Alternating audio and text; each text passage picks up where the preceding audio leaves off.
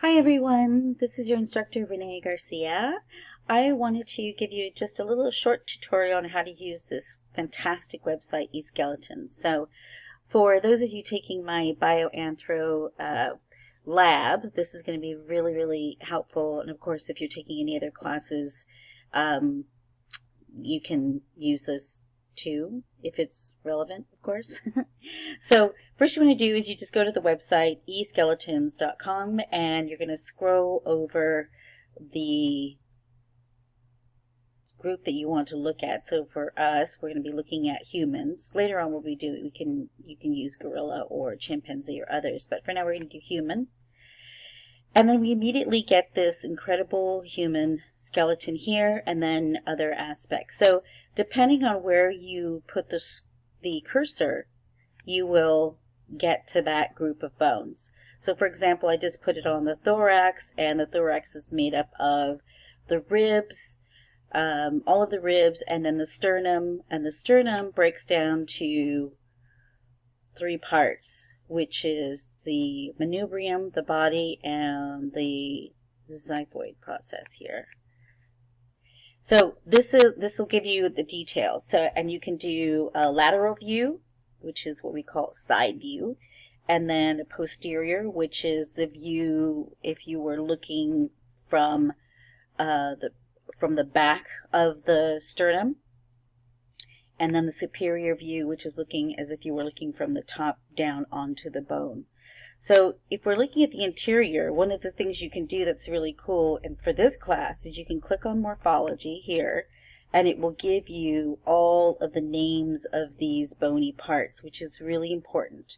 So for example, if I said, if I had you tested on, different parts of the sternum, and I said, which one is the manubrium, then you'd know that only this part is the manubrium. And that if I said, okay, where's the jugular notch, you would say, oh, it's right here.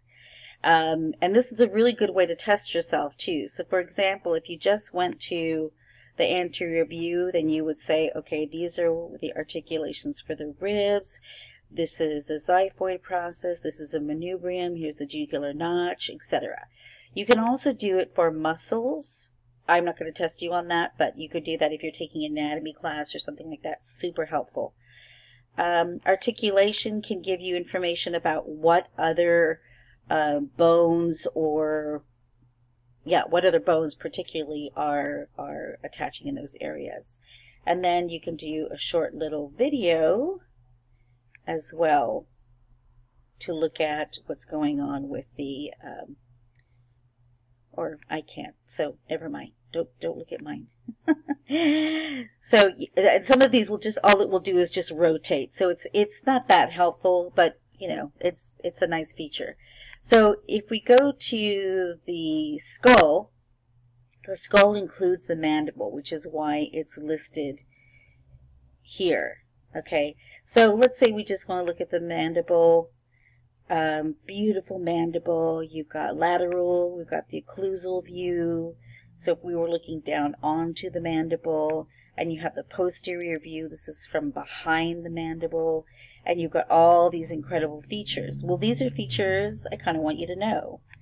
So you've got the mandibular foramen, you've got the mylohyoid line, you've got the mental spines, and if we go to the lateral view, click morphology again, the Goniac angle. I talk about this when we get to forensic anthropology. I'll talk about this.